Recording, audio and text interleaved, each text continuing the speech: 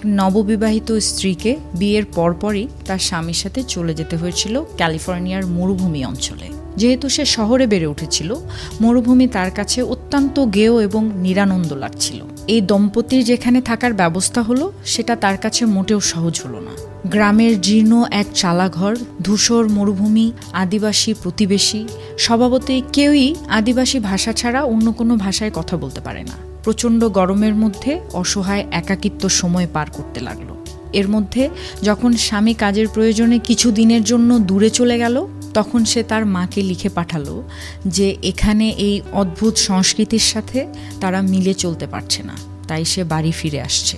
কয়েকদিন পর তার মার কাছ থেকে উত্তর পেল এবং সেটাতে লেখা ছিল, দুজন লোক কারাগারের ফটক দিয়ে বাহিরে তাকালো। একজন দেখতে পেল কাদা আর অন্যজন আকাশের তারা। এই কয়েকটা শব্দতেই তার অন্তর্দৃষ্টি খুলে গেল। এবার সে আর